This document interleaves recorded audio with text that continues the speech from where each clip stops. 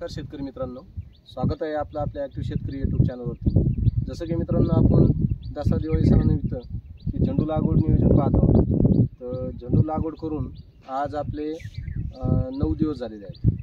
तर आपण आज त्याला एक फवारणी घेणार आहोत, एक प्रिव्हेंटिंग फवारणी म्हणून घेणार आहोत।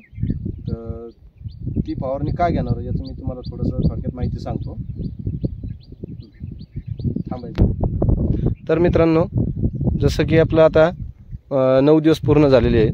तर 9 दिवस पूर्ण झाल्यानंतर हे पहा मित्रांनो, झाडं आता एकदम वाढीच्या स्टेजमध्ये आहेत, एकदम छान अशी वाढ झालेली आहे। पण मित्रांनो काय होतं, आता हे आपण समजा मोकळ्या मातीत लावलेली झाडे आहेत। हे ज्यावेळेस पाऊस पडतो त्या पावसाच्या थेंबांनी जी आपली जमिनीवरची माती आहे ती आपल्या झाडाच्या जे आता पानं कसं छोटे छोटे पानं हे खालच्या लेवलला असतात, त्यामुळं हे जे मातीची जे कण आहेत हे पहा मित्रांनो, हे असं या पद्धतीने याच्यावरती येऊन बसतात ते, आणि त्यामुळं त्याला बुरशीजन्य रोगाचा प्रादुर्भाव होतो।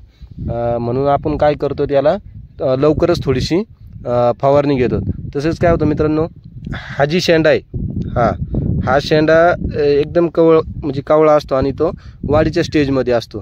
त्यावेळेस काय होतं मित्रांनो, की ज्यावेळेस थ्रिप्सचा जर अटॅक झाला त्यावरती, तर शेंड्यावरती, तर पानाचे गोजे तयार होतात। ते गोजे तयार झाल्याने आपल्या झाडाची वाढ ही जागीच थांबते, आणि शेंडा थांबल्यामुळे आपल्या झाडाची ग्रोथ ही चांगली होत नाही।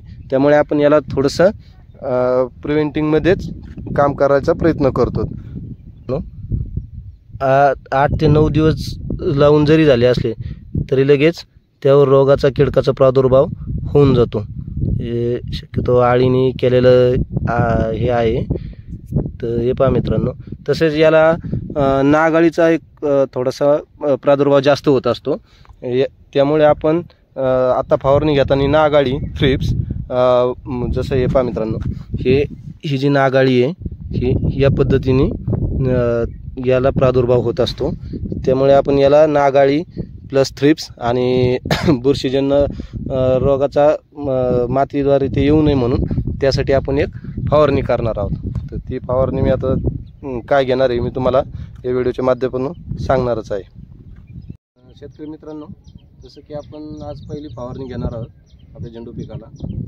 ती कशा करता घेणार आहोत आपण, नागाळी थ्रिप्स आणि जे पानावर मातीचा जो पावसाच्या थेंबामुळे जो मातीचे कण त्याच्यावर उडले जातात, त्यांनी जो बुरशीजन्य रोगाचा प्रादुर्भाव होतो, ते प्रादुर्भाव थांबवण्यासाठी आपण त्याला एक बुरशीनाशक म्हणून पण घेणार आहे। आणि आपल्या पिकाची सुरुवाती स्टेजला ग्रोथ ही चांगली व्हावी आणि किंवा आपल्या पिकाने स्पीड घ्यावा, तर त्या हिशोबाने आपण त्याला एक टॉनिक पण घेणार आहे। तर जसं की मित्रांनो, आपण हे नागाळी थ्रिप्स करता बायो R303 हे कीटकनाशक घेतलेलं आहे। हे तसं एक बायोस्टिम्युलंट आहे, पण याचा रिझल्ट असा मित्रांनो की हे म्हणजे टॉनिक म्हणून काम करतं आणि इन्सेक्टिसाइड म्हणून काम करतं ते, आणि प्लस ऑर्गॅनिक येते, जेणेकरून आपल्या झाडाला जास्त त्रास वगैरे पण होणार नाही।